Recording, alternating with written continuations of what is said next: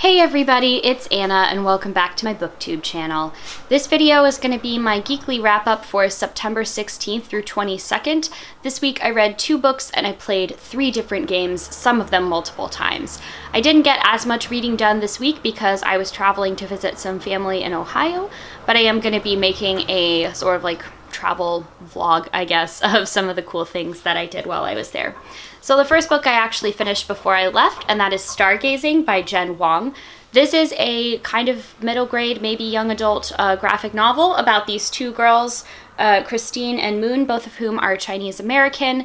And Christine is definitely the more sort of like quiet and shy, well-behaved girl. She has a very traditional Chinese American family. They want her to get good grades in school and focus on like practicing her musical instruments for her community orchestra, and she is kind of shy and nervous about trying new things. And then she meets Moon, who is a sort of new girl in town and is also Chinese American, but her family is a little bit more, I guess, like hippies. They're vegetarians and they have like not as many rules and strictures and things like that as Christine's family. So the 2 of them become friends until something happens that puts their friendship to the test. I enjoyed this book. I ended up giving it 4 out of 5 stars. I did think that the thing that happens at the end of the book kind of blindsided me out of nowhere, and then the book wraps up pretty quickly after that. So I think the pacing suffered a little bit because of the abruptness with the book just coming to an end like that. But up until that, I had no other complaints with the pacing, and I think that this is a really good book. And then the next book I read I actually finished while I was on the plane to Ohio, and that is The Accident Season, which is the first novel by Moira Fowley Doyle. I started reading her books because I have all of them on my cozy autumnal TBR, which thank you to all of you that watched that. That ended up being like a surprisingly really popular video. But yeah, this is about a family that has a sort of family curse. That means around the same time every year, around when October rolls around, the family starts to see an uptick in the number of accidents that happen to them. And usually it's just a bunch of things like extra cuts, bruises, and scrapes, but sometimes when there are especially bad accident seasons, it results in family members dying or, you know, really more serious accidents, landing people in the emergency room. And this book is about that. But it's also about those accidents from the accident season that aren't just accidents. And this is the part of the review where I let you know that this book contains a lot of trigger warnings for sexual abuse, sexual assault, incest, basically any triggering thing that you can think of surrounding sex and it being used to hurt people is alluded to in this book. Yeah. Which does make it a little bit hard to read at times, so be aware of that going in if you are going to pick up this book. But what I thought was truly incredible about this book was the way in which the family was able to tear down these walls that they had of communication about the bad things that had been happening to family members because of what other family members did. So at the beginning of the book, all of the siblings' mom likes to put up all this padding and all of these things to like stop her kids from bumping into stuff, stop them from injuring themselves. They have to wear all these extra layers because she's worried that they're going to have an accident and get hurt. And it's kind of a stand-in for how all of them, in order to deal with this family trauma that comes from the like mom's ex-husband, or maybe he's an ex-boyfriend, sexually abusing people within the family. It's like they've put all of these walls up to be able to compartmentalize and deal with that trauma and move on with their lives.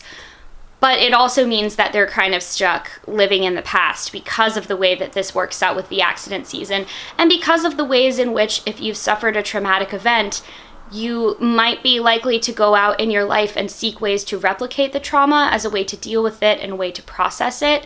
Everybody in the book does this in different ways. The oldest sister, who is one of the ones that's sexually abused, keeps going to these like abusive relationships with boyfriends and stuff like that because she's kind of stuck in that traumatic space of the past, and all the other kids are in their own ways. Another thing that I really loved that this book did was it blended a lot of like Irish folklore and mythology. The book takes place in Ireland and the author is half Irish, half French, so there is a lot of the blending of the two cultures there, but there was a lot of emphasis on like traditional Irish mythology and like stories of the Fae and things like that. And I really loved the way that our main characters kind of cast themselves as these Fae creatures that are being threatened by the Iron that is their stepfather, because Iron, if you know anything about that kind of folklore, is toxic to Fae. And it's really interesting the way that our main character deals with this family trauma. Kara is her name. I forgot for a second. It's really interesting that the way that Kara deals with this family trauma is by writing and making stories. She writes down a bunch of family secrets and propagates them through this secret project throughout the school.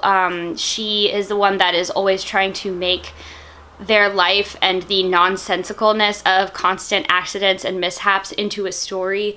And for a really small, slim book, it really did a lot of literary work. I thought it was truly excellent and gave it 5 out of 5 stars. Okay, and now for the games that I played. I played Architects of the West Kingdom again, which I mentioned in a previous Geekly Wrap-Up, which I will link up here. But that is the game where you were trying to build a bunch of work on your town's cathedral and also your town's buildings. This time I actually beat my husband by taking the virtue track, which is the exact opposite strategy of what I did last time. It almost didn't work, but I made it work through the power of carpentry. And yeah, if you're interested in more about that game and how it plays, definitely watch my other video because I go more in depth there. We also played with my family a card game called Phase 10, which is basically like a set collecting game. It's very simple. It's not my favorite game ever, but it is definitely an enjoyable way to pass the time. And then we played a game that I absolutely loved, which is called Unstable Unicorns. The tiny little text down here says, "Build a unicorn army, betray your friends. Unicorns are your friends now." And this combines two of my favorite things, which are cute little animals and stabby murder stuff, into a really like raucous, wild, and crazy card game of unicorn collection. So this is a card game where you are trying to put a certain number of unicorns in your stable in order to win. And you can also play cards that are like upgrades and downgrades. You can play them on yourself. You can play them on other players to sabotage them. You can play magic items like a glitter tornado that comes out of nowhere and sweeps away a unicorn off of every player's playing area. And then there's like the basic unicorns, which are all various like hilarious puns on like the basic bitches stereotype. So there's like a basic unicorn with a pumpkin spice and a basic unicorn with like a bunch of Instagram hashtags. And then there's the magical unicorns that give you special power-ups as you play that allow you to make all sorts of shenanigans happen. I think my favorite one was the extremely destructive unicorn, which is a unicorn that has like a giant drill bit on its head that when it comes into play destroys a unicorn in every player's stable. I think I loved that just for the sheer chaos of it. My family seemed to really gravitate towards the seductive unicorn, which is like a little unicorn dressed in like fishnets and kind of a burlesque outfit, and when it enters play, it can basically seduce unicorns away from other players' stables. So it allows you to basically just use like the feminine wiles of the seductive unicorn to win the game. I really enjoyed this game. We played it several times. I think we only actually managed to finish one game, but regardless, it was a whole lot of fun.